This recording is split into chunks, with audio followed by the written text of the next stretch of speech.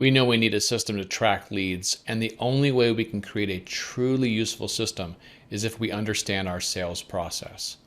This will help us understand what information we need to keep track of, which is going to be unique to our individual agency. In this lesson, we are going to map out your sales process and the data needs for your agency so that you can track your leads. If you don't have a system, you won't have a consistent sales process. Leads are going to slip through the cracks, and you're probably going to feel like you're winging it with your sales. There's already enough imposter syndrome out there to contend with, and we don't need more because we're dropping sales. Systemizing your sales process will make a big difference in your confidence and close rate. The first step to systemizing your lead tracking is to map out what your sales process is and the data you need to track. We don't need to get fancy here either to map this out. We can use Google Docs, pen or paper, Whimsical, or any other fancy software I've never even heard of. It's completely up to you. Open up the tool of your choice and start writing down all the important actions that happen from the moment you come in contact with a lead until the moment they become a client. And think verbs. Try to put them in the order in which they happen. Here, for example, are some of the important steps in the sales process for my agency. Now, this process is mine, and you may not do the same stuff, and that's okay. This is just for a starting point to show you what sort of steps I go through as part of my sales process. It seems like a lot, right? Yet all these steps are going to just be one field in your lead tracker.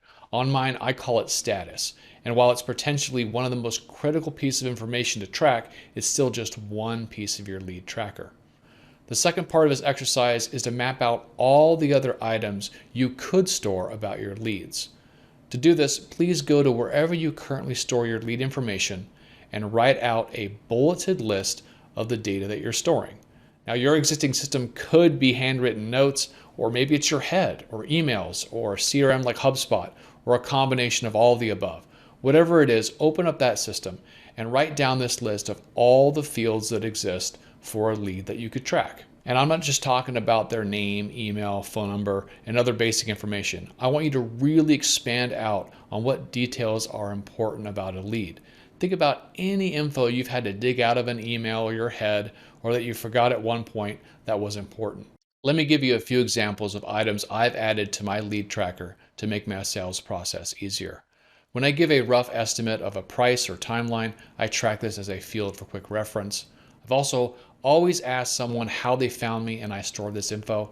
I'll store the date I first became aware of the lead and the date in which they sign a contract. If multiple agencies are bidding against me on a project, I'll store this information. And if someone doesn't sign with me and I know the reason why, such as a mismatch in budget, I'll mark down that information as well. There are about 40 fields I'm going to walk you through in the next chapter that I store for lead tracking. For now, write down all the info you can think of to track. I'll level with you, it's pretty easy and tempting to hit 5 to 10 bits of info and stop there, and it's a trap. The more data you track, the more reporting options you're going to have later. So unless you get to 20 or 30 or more fields, you're not thinking outside of the box.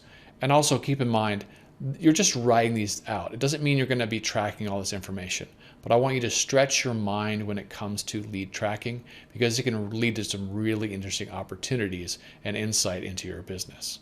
So please pause here, do these two exercises, and once you have your sales process mapped out and a list of lead data ideas, you're ready to move on to the next lesson, where I'll walk you through the lead tracker in Agency X-Ray. We'll see you then.